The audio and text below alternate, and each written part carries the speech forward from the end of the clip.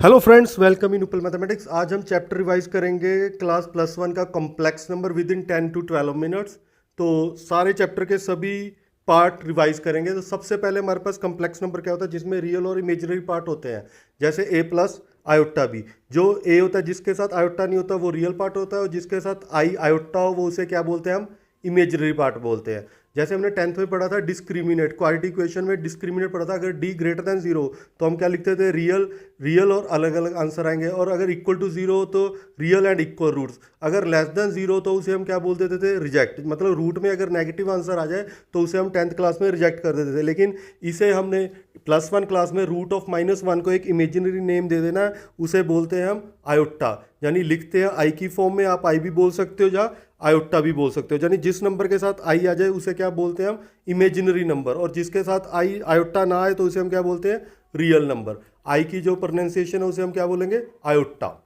ठीक है। जैसे हमारे पास कोई भी रियल पार्ट हो और अगर उसके साथ इमेजिनरी पार्ट साथ में आ जाता है तो वो कॉम्प्लेक्स नंबर होता है। और आयोटा की वैल्यू क्या होती है, रूट ऑफ -1। इसी तरह आयोटा स्क्वायर की वैल्यू क्या होती है हमारे पास, -1। और आयोटा क्यूब की वैल्यू हमारे पास क्या होती है, नेगेटिव ऑफ आयोटा। और आयोटा 4 की वैल्यू हमारे पास क्या होती है, +1। ठीक है। ये चार वैल्यू आपने अच्छी तरह याद रखनी है। अगर ये चार वैल्यू आ गई, आप किसी भी वैल्यू फाइंड आउट कर सकते हो, चाहे आयोटा 10 हो, 100 हो, 20 हो, 57 हो, 56 हो, कोई भी वैल्यू आप फाइंड आउट कर सकते हो। लेकिन सबसे पहले आपको ये चार वैल्यू अच्छी तरह याद होनी चाहिए। तो हम अब आपको वैल्यू निकाल के दिखाते हैं आयोटा ऑफ 57 की। तो जब भी ऐसी कोई वैल्यू आ जाए तो सबसे पहले हमने उसे क्या करना है, 4 के साथ डिवाइड कर देना है। 4 के साथ ही क्यों डिवाइड करना है, क्योंकि आयोटा 4 की वैल्यू हमारे पास क्या होती है, 1 होती है। तो जब हम 4 के साथ डिवाइड करेंगे, 4 1 दा 4 और 1 और 17, तो 4 4 दा हमारे पास क्या आ गया, 16। तो 1 तो रिमाइंडर क्या रह गया, 1। तो इसे हम क्या लिखेंगे, आयोटा की पावर 4 होल पावर 14, और जो रिमाइंडर रह गया वो साथ में लिखेंगे, आयोटा की पावर 1। तो आयोटा की पावर 4 तो 1 होता है, तो आयोटा 57 की वैल्यू हमारे पास क्या आ गई, आयोटा। आयोटा की पावर 57 की वैल्यू हमारे पास क्या आ गई, आयोटा वैल्यू आ गई। ठीक है। तो हमारे पास जैसे हमारे पास कॉम्प्लेक्स नंबर है 5 + 3 आयोटा, तो 5 इज रियल पार्ट है और 3 इज इमेजिनरी पार्ट है। ठीक है। 5 is real part and 3 is imaginary part. तो कॉम्प्लेक्स नंबर में दो पार्ट होते हैं, एक रियल पार्ट और एक इमेजिनरी पार्ट। तो जैसे हमारे पास कॉम्प्लेक्स नंबर है a + आयोटा b, तो रियल पार्ट a है और इमेजिनरी पार्ट हमारे पास क्या है, b है। ठीक है। अब जब 3 + 4 आयोटा, तो a 3 है और b क्या हमारे पास 4 है। ठीक है। तो नेक्स्ट है हमारे पास algebra of complex number. Complex number algebra, जैसे दो कॉम्प्लेक्स नंबर को ऐड करना है या सब्ट्रैक्ट करना है या डिवाइड करना है या मल्टीप्लाई। जैसे हम कोई भी दो कॉम्प्लेक्स नंबर लेट कर लेते हैं, Z1 हमने लेट कर लिया 2 + 3 आयोटा, और Z2 हमने लेट कर लिया 3 + 2 आयोटा। आप कोई भी दो कॉम्प्लेक्स नंबर लेट कर लो। अब पहले हम क्या करते हैं, दोनों को ऐड। जब भी किसी दो कॉम्प्लेक्स नंबर को ऐड करना है तो उनके रियल पार्ट को रियल पार्ट में ऐड करना है और इमेजिनरी पार्ट को इमेजिनरी में। तो 2 + 3 5 और 3 + 2 5 आयोटा। तो ये हमारे पास क्या गया, एडिशन ऑफ कॉम्प्लेक्स नंबर। ठीक है। इसी तरह अगर हम इन दोनों को सब्ट्रैक्ट करते हैं तो रियल को रियल में से सब्ट्रैक्ट करना और इमेजिनरी को इमेजिनरी। तो 2 - 3 तो 2 - 3 हमारे पास क्या आ जाएगा, -1 एंड 3 - 2 आयोटा हमारे पास क्या आ जाएगा, प्लस आयोटा। ठीक है। इसी तरह multiplication of complex number. Multiplication जैसे हम सिंपल मल्टीप्लिकेशन करते हैं वैसे ही करनी है। जैसे 2 + 3 iota into 3 + 2 iota, 2 + 3 iota and 3 + 2 iota. तो 2 × 3 हमारे पास क्या आ जाएगा, 6, एंड 2 × 2 + 4 आयोटा, एंड 3 × 3 हमारे पास क्या आ जाएगा, 9 आयोटा, एंड 3 × 6 हमारे पास क्या आ जाएगा, आयोटा स्क्वायर। तो हमारे पास क्या आ गया, 6, 9 + 4 हमारे पास क्या आ गया, 13 आयोटा, और आयोटा स्क्वायर हमारे पास क्या आ गया, -6। 6 - 6 0, तो हमारे पास क्या आ गया, +13 आयोटा, 13 आयोटा। तो हमारे पास दोनों की मल्टीप्लिकेशन क्या आ गई, 0 + 13 ऑफ आयोटा। रियल नंबर 0 और इमेजिनरी नंबर हमारे पास 13 आ गया। ठीक है। तो नेक्स्ट है हमारे पास डिवीजन ऑफ कॉम्प्लेक्स नंबर। यानी दो कॉम्प्लेक्स नंबर को डिवीजन करना है, तो जब भी दो कॉम्प्लेक्स नंबर को डिवीजन करना है तो उसे हम क्या करेंगे, रैशनलाइज करेंगे। जैसे Z1 है हमारे पास 3 + 4 आयोटा, एंड इसी तरह Z2 हमारे पास क्या है, 2 माइनस 3 आयोटा, आप कुछ भी लेट कर सकते हो। अब दोनों की जब डिवीज़न करनी है तो हमारे पास क्या आ जाएगा, Z1 डिवाइड बाय Z2, तो हमारे पास आएगा 3 प्लस 4 आयोटा और डिवाइड में 2 माइनस 3 आयोटा। याद रखना कभी भी कॉम्प्लेक्स नंबर को डिनोमिनेटर में रखना, उसे रैशनलाइज कर देना। तो 2 प्लस 3 आयोटा डिवाइड में हमारे पास क्या आ जाएगा, 2 प्लस 3 आयोटा, तो ये आ जाएगा हमारे पास 3 इंटू 2 6, 3 इंटू 2 हमारे पास 6 आ गया, 3 इंटू 2 हमारे पास आएगा 6, और 3 इंटू 3 हमारे पास आएगा 9 आयोटा, 4 इंटू 2 आ जाएगा हमारे पास 8 iota, and 4 into 3 12 iota of square, और डिवाइड में a माइनस बी और a प्लस बी, तो यहाँ हमारे पास क्या आ जाएगा, a का स्क्वायर और माइनस b का स्क्वायर, तो 2 का स्क्वायर 4 और नेगेटिव 3 इंटू 3 9 आयोटा स्क्वायर, तो 6 और 9 प्लस 8 17 आयोटा, और आयोटा स्क्वायर इज -1 तो -12, तो आयोटा स्क्वायर -1, तो 4 प्लस 9 हमारे पास आ जाएगा 13, 4 प्लस 9 13, तो 6 माइनस 12 हमारे पास -6 डिवाइड बाय 13 और प्लस 17 आयोटा डिवाइड बाय 13, तो ये है हमारे पास डिवीजन ऑफ कॉम्प्लेक्स नंबर।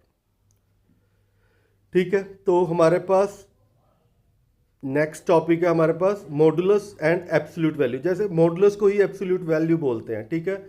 तो जैसे हमारे पास कोई भी कॉम्प्लेक्स नंबर है, जैसे z equal to x plus iota y, तो इसका हमारे पास मॉडुलस का साइन होता है, जैसे दो पाइपलाइंस, तो z is equal to real का स्क्वायर प्लस इमेजिनरी का स्क्वायर, x का स्क्वायर प्लस y का स्क्वायर, और इसे ही एब्सोल्यूट वैल्यू बोलते हैं। ठीक है, ये है हमारे पास modulus of complex number. Next है हमारे पास, जैसे हमारे पास इसकी कुछ प्रॉपर्टीज है, Z1 अपॉन Z2 का मॉडुलस किसके इक्वल होता है, Z1 का मॉडुलस और डिवाइड बाय Z2 का अलग मॉडुलस, Z1 का मॉडुलस और Z2 का मॉडुलस। इसी तरह Z1 इंटू Z2 का मॉडुलस किसके इक्वल होता है, modulus of Z1 into modulus of Z2, modulus of Z1 into modulus of Z2। Next है हमारे पास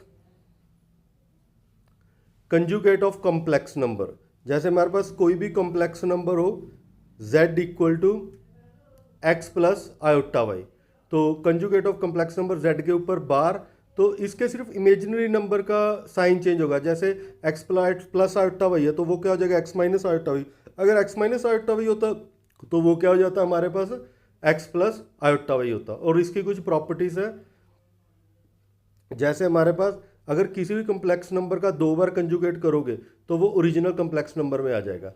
ठीक है, और सेकंड प्रॉपर्टी है Z1 प्लस Z2 का कंजुगेट किसके इक्वल होता है, Z1 का कंजुगेट प्लस Z2 का कंजुगेट। ठीक है, और इसी तरह Z1 इंटू Z2 का हमारे पास कंजुगेट किसके इक्वल होता है, Z1 का कंजुगेट इंटू Z2 का कंजुगेट। ठीक है, तो ये है हमारे पास कंजुगेट ऑफ कॉम्प्लेक्स नंबर और इसकी कुछ प्रॉपर्टी। और Z1 का कंजुगेट और माइनस Z2 का कंजुगेट यानी होल कंजुगेट वो किसके इक्वल होता है, Z1 का कंजुगेट माइनस Z2 का कंजुगेट। और नेक्स्ट टॉपिक है हमारे पास, नहीं एक प्रॉपर्टी हो रहा है हमारे पास, Z1 का conjugate divide by Z1 divide by Z2 का होल का कंजुगेट किसके इक्वल होगा, Z1 का कंजुगेट और डिवाइड बाय Z2 का कंजुगेट। ठीक है, तो ये था हमारे पास कंजुगेट ऑफ कॉम्प्लेक्स नंबर। तो लास्ट टॉपिक है हमारे पास इक्वालिटी ऑफ कॉम्प्लेक्स नंबर। तो अगर कोई भी दो कॉम्प्लेक्स नंबर हो, जैसे Z1 है एक्स प्लस आयोटा वाई और Z2 है a प्लस आयोटा वाई, ये तभी इक्वल होंगे जब रियल पार्ट रियल के इक्वल होगा और इमेजिनरी पार्ट इमेजिनरी के इक्वल होगा। जैसे x equal to a and y equal to b, तो ये क्या हो गया हमारे पास, इक्वल कॉम्प्लेक्स नंबर, यानी दोनों पार्ट क्या है हमारे पास, इक्वल है। ठीक है, ये हमारे पास इक्वालिटी ऑफ कॉम्प्लेक्स नंबर।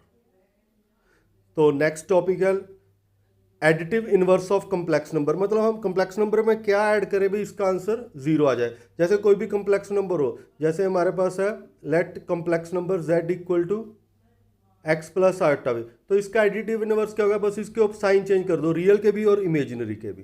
तो इसका एडिटिव इनवर्स हमारे पास क्या होता है, जो भी हमारे पास कॉम्प्लेक्स नंबर हो, जैसे 3+2 आयोटा, तो उसका एडिटिव इनवर्स क्या होगा, -3 -2 आयोटा। तो यहाँ हमारे पास x प्लस आयोटा वाई है, तो इसका एडिटिव इनवर्स क्या होगा, -z, यानी -x और -आयोटा वाई। तो this is a additive inverse of a complex number. और हमारा नेक्स्ट टॉपिक और लास्ट टॉपिक है हमारे पास मल्टीप्लिकेटिव इनवर्स। मल्टीप्लिकेटिव इनवर्स क्या होता है, किसी भी कॉम्प्लेक्स नंबर का मल्टीप्लिकेटिव इनवर्स मतलब इसको किसके साथ मल्टीप्लाई करें आंसर 1 आ जाए। जब आप डायरेक्ट भी लिख सकते हो, यानी इसका रेसिप्रोकल फाइंड आउट करना है। जो भी कॉम्प्लेक्स नंबर हो इसको डिनोमिनेटर में लिख के उसको रैशनलाइज कर दो, जो आंसर आएगा वो क्या होगा, उसका मल्टीप्लिकेटिव इनवर्स होगा। ठीक है, यानी किसी भी कॉम्प्लेक्स नंबर का मल्टीप्लिकेटिव इनवर्स क्या होता है, 1/z। और कॉम्प्लेक्स नंबर को डिनोमिनेटर में लिख नहीं सकते तो उसे क्या करेंगे, रैशनलाइज। और इसका एक शॉर्टकट है, किसी भी कॉम्प्लेक्स नंबर का मल्टीप्लिकेटिव इनवर्स होता है z का कंजुगेट डिवाइड में मॉडुलस ऑफ z का स्क्वायर। ठीक है, तो ये है हमारे पास मल्टीप्लिकेटिव ऑफ इनवर्स। अगर आपने डायरेक्ट करना तो लिख सकते हैं इसका रेसिप्रोकल और इसे रैशनलाइज कर देंगे तो आपका आंसर आ जाएगा। ऐसे ही हम सभी चैप्टर की रिवीजन करेंगे क्लास 10 +1 एंड +2 और 9th क्लास के भी। तो अगर वीडियो अच्छी लगेगी तो चैनल को सब्सक्राइब करें। Thanks for watching and subscribe the channel.